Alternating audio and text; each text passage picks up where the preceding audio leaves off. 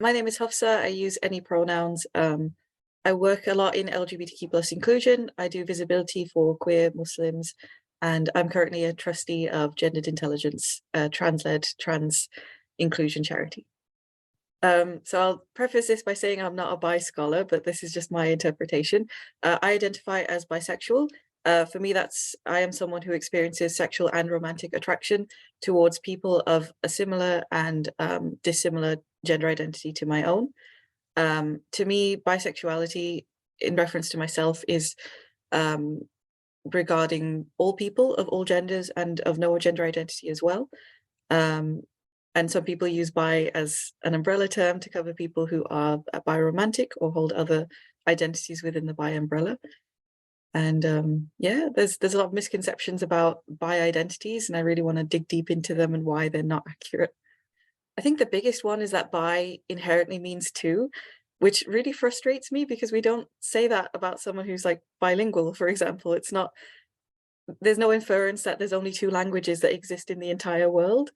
And I think this is what people struggle with a lot. And some people reject the bi label and choose labels like omnisexual or pansexual, and that's totally valid. I use bi to encompass my identity because I feel I really want to push back against these stereotypes that for example, that someone who is bi is inherently transphobic, or that bi identities are transphobic because they imply that other genders don't exist.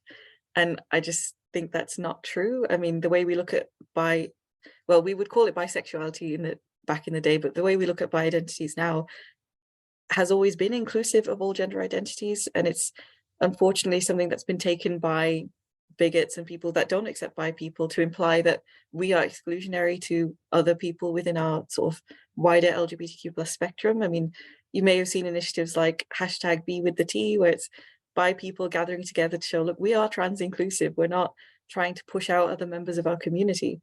And I'm sure we'll get into this as we talk later, but bi communities have a lot in common with trans communities when it comes to the quality of life we experience and the privileges that we're attributed that aren't accurate and all this sort of stuff. When we look at the data in terms of bi inclusion, bi people are suffering.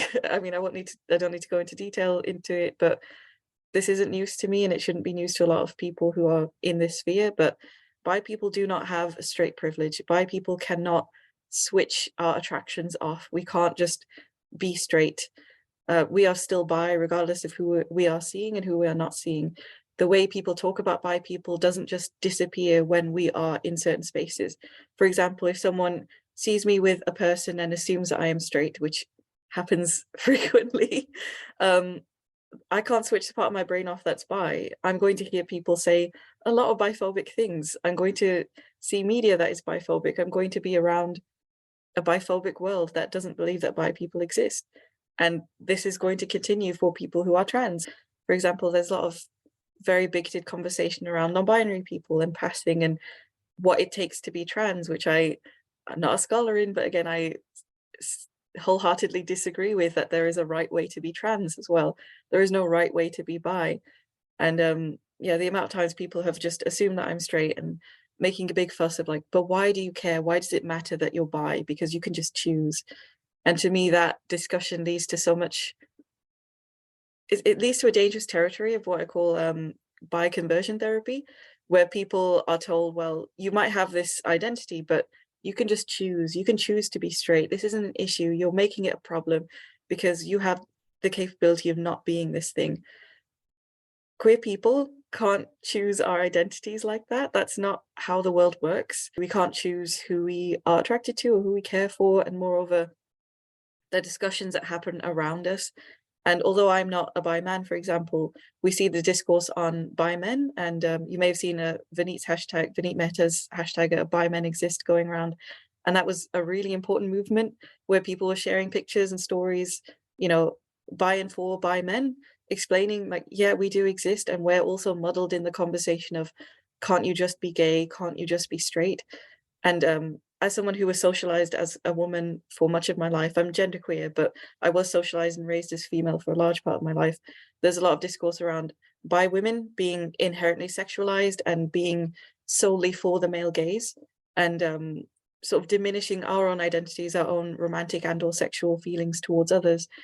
as purely for the male gaze, purely for someone else as a performance, which is just so inherently disgusting and misogynistic, and unfortunately carries on to this day, where some bi women don't feel comfortable in certain spaces or expressing their love for their partners or the people they're around, because there is so much sexualization of who we are and where we come from. And as someone who is also polyamorous, again, there's just this overt sexualization of who we are.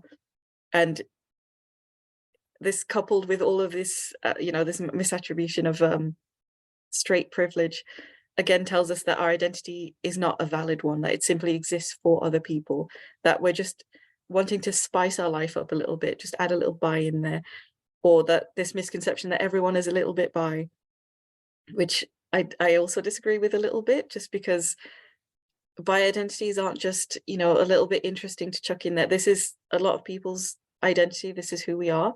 Yes, it can be a very small part of who we are in the grand scheme of things, but the reason I've made bi visibility such a large part of my work is because I think it's still important. We're still having this discussion of why bi people exist, why it's important to talk about it. When you talk about mainstream depictions of bi identities, I think it was Love Island. It was one of those like popular like dating shows, and someone had come out as bi, and there was so much discourse around that, about how this wasn't valid and this person was just gay, and that someone who's bi will cheat on you and they're not loyal, and none of that is true. Unfortunately, bi people can be bad, but so can non-bi people. This isn't inherent to being bi. This doesn't mean your partner or partners are going to disrespect you because they are bi. And I remember being very young, and I was looking on YouTube, as you do, because I was like, what am I? What do I need to learn about myself? And I found this video from this horrible YouTuber who is now alt-right, which is disconcerting, interviewing, I think it was lesbian women or women attracted to women, about what they thought of bi women. And it was overwhelmingly negative. It was overwhelmingly negative. It's just, well, she would cheat on me. I don't like that. I would never date a bi woman. And a lot of this term has been used so inappropriately, but I guess just hating towards men in that as well, of like, ew, she's been with a man, I don't like that. And this sometimes comes across in queer communities where the way we talk about men is not great as well, and men are not gross. Dating men is not gross. Bi people can be attracted to men, and that isn't something we need to also diminish as part of ourselves, because again, we're feeding into that narrative that it makes us a little bit straight, quote unquote, and therefore it's bad and we need to stop it. And being bi is not being close to straightness. Bi identities are their own thing, and it's like we need to break free of this the way all these identities have been cooked up in a cisnormative, heteronormative way, when these identities are not cisnormative or heteronormative. They're just not. But the way they've been talked about in a mainstream manner has been in a cis heteronormative way. For example, when I mentioned earlier that bi women especially are just for the male gaze, that's just simply not true. I think attitudes are somewhat changing. Like I said, when I saw that biphobic YouTube video when I was younger, I just unfortunately assumed that everyone felt that way, because I had no connection to the LGBTQ plus community. Like locally, I was still a child then, so I thought, this is how everyone feels, maybe this isn't something I can express. But as I've gotten older, I've found that's just simply not true. When I've engaged with LGBTQ plus communities, when I've met other queer people, other bi people, like Libby, who runs the charity This Is Biscuit, does a lot of like bi events and just lots of stuff around bi inclusion. Every event I've been to has been absolutely lovely, and I've just been wonderful meeting other bi people or bi allies as well. And the response has always been very, very positive. The negativity that I've experienced has mostly been from people who are online and anonymous. I will say there have been times where people have asked me specifically why I don't choose to be straight, and I've noticed that this has mostly come from people from the same community as me. So I'm South Asian, I'm Indian, and I'm Muslim. I found people from my background are not asking why don't you choose as a way to dig at me or to denigrate my life. It's hard to explain if you're not from the same culture. They're asking genuinely, like, why would you make your life harder than it needs to be? Because being bi is difficult. Being openly queer is very difficult, especially if you're from my background. And I think it's important to view that from the lens of, this person is not attacking me. This person is a peer who is asking me, why do you make your life harder than it needs to be? And I feel like that's an odd thing to say, but I just want to clarify that these people aren't attacking me necessarily. And I think it's a multi-layered question and like a longer discourse of this conversation here. But in terms of that question, I think it does come up now and time and time again, because I meet other bi people who are in a similar situation where they're like, they don't want to be out to their family, they can't be out to their family, or they can't be out to the people around them because they risk ostracization, they risk, being bullied, they risk even violence. And there's this discourse, there's this conversation of, why don't we keep hush hush? Why don't we just pretend? And I'm sure many bi people will tell you it's because we can't, because you can't switch off that part of you. You can't just deny who you are as much as you try to, and as much as you feel that that's something you want to preserve, or that you feel, you might need to do for your loved ones. It's not something we can do. And it's my same response to why don't I just choose? Because that's not possible. It's the same as trying to change my eye color. I mean, yeah, I could wear contacts, but that doesn't change the color of my eyes. At the end of the day, it's someone might assume that I'm straight. They might think I'm straight, or I'll quote unquote pretend to be straight, whatever that means. It doesn't make me straight. The person I'm dating does not make me straight, or the people I'm dating does not make me straight. And I think this conversation will come up time and time again from people in my community until the tide has shifted in terms of wider LGBTQ plus inclusion in South Asian communities, in Muslim communities. And I think that will honestly take a long time, and it may not look like how a lot of people wish it would. Like, I'm not going to see my local imam at Pride necessarily. And I think the change that we are pushing for, or that I would look for, is not necessarily even to aim for that. Maybe one day, maybe 20 years from now, but I think realistically, a lot of people just want to live their lives, and they want to do it safely, and they want to be able to do it without losing all of their loved ones and the people that care about them.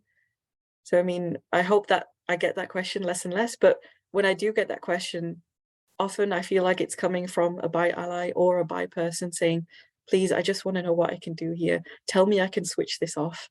And, unfortunately you can't. And that can be disheartening to a lot of people who still wish they could be cis, wish they could be het, which sounds like a weird thing to say, but for some people it's so difficult to say, well, I have to choose between my religion and my community and my orientation. It doesn't seem like that big of a deal for me. It's just who I'm attracted to. Why does it mean I lose all of these other things? And for people like me, I've not had to lose that much compared to others, but that's my privilege. For other people, they may remain in the closet for a large part of their lives, because this is such a difficult thing to decide about, what to keep, what to lose, and how it changes your entire life. And I think this is going to be something that takes years. It's going to take a long time to shift that tide amongst my community. But I think this is why visibility is so important, because the more people you see, the more we'll start to reach a point where people are like, who cares? It's not that important. Oh, this person's bi. Well, so is it. So is this other person I know. So is someone at my local mosque. I don't really care. Yeah, just seeing us as human beings, as people.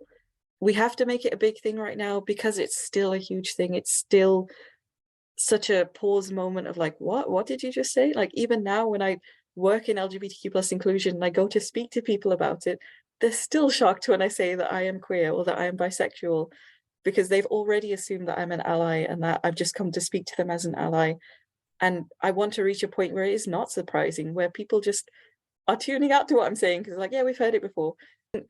Wearing hijab, people assume that I'm a woman, and I think people don't understand a lot about hijabis, a lot about Muslim people. That's not something I hold against people, because people don't always necessarily understand non-binary identities or gender queerness. That's something I'm willing to talk about and obviously like help dispel. In terms of assuming that I'm straight, I think, again, this is a conversation around bi women, or people assumed to be female or women or socialized as women, and bisexuality and sexualities as a whole. When you tell someone that you hold such and such sexuality or orientation, it's immediately assumed that you are a sexual person. And some people are, some people are not. But for some reason, bisexuality in particular conjures up an image for some people of all sorts of stuff. And even now when I talk about things, it's like you can't have a discourse about relationships and such without someone saying, oh, so you do all these other things, or you're a highly sexual person, which I don't think is a negative, by the way, but like saying that I am bisexual conjures up an image of I guess degeneracy to some people, and I use that term as it's posited by them. I don't think it is degenerate or inappropriate for someone to have or not have sex, or have multiple partners or not have multiple partners, but there's still this image of purity and this image of what a Muslim woman, quote unquote, should be. And by saying you're bisexual, you're immediately in opposition to that. And it's many assumptions are made about what you do and who you do it with and why. And those are immediately colored in a very negative light, regardless of who you are and what you're about. And this can lead to bi people taking the I guess going on the defensive, saying, no, no, no, I'm monogamous. I don't have sex with lots of people. I'm and I feel bad for people who are doing that, because none of those things are wrong or bad. But again, we're pushed into heteronormativity. We're pushed into this notion of purity, that we need to be a certain way. We will never break free of these assumptions and these things that weigh us down until we start defining ourselves for ourselves. This is why I'm reclaiming the term bisexuality for me, and other people are redefining what bi-ness means to them and what bi identities are, because being bisexual to me is not inherently transphobic. It's not inherently, exclusionary. It's not any of those things. And at the same time, I want to be someone who is trans inclusive, someone who supports sex workers' rights, someone who looks at our community and says we should all be here, not the ones that are pure or appropriate or, would safely, securely get a bank loan. You know what I mean? Like, that's not who started our movement. Our queer movement was started by homeless people, women of color, by sex workers, by people on the margins of society. And if we don't acknowledge and celebrate that, we're going to get pushed into a community that was not built for us. And you're leaving people behind because you're thinking, well, I don't want to be associated with this group because they'll make me seem like I'm like them, when we are like them. We're a queer community. We're an LGBTQ plus community. I feel like sometimes the way we talk about bi inclusion, I felt mirrors how I feel about gender queerness, of like, well, what's the point? Why do you use this label? That kind of thing. And a little dissimilar to that, but the way I think about my gender queerness as well is something I had to kind of come to terms with myself, where I'd felt this way for such a long time. And it took another bi person to say to me, like, if this was a friend of yours, what would you say? That you can't be genderqueer because XYZ? And I was like, of course not. And then I had this like light bulb moment of, oh. And I think it's important to be kind to ourselves, where you might be thinking, well, I might be bi, but I'm not feeling XYZ, or I don't neatly fit into this category, or I don't perfectly. And really, it's non-LGBT people, non-LGBTQ plus people who are usually a little bit bigoted, are the ones who are putting barriers to queerness on us, which doesn't make sense when they are not LGBTQ plus themselves. Sometimes it comes from within, where people are like, well, you can't be this because, like, I've been told you can't be genderqueer because you wear a hijab, which is what women wear.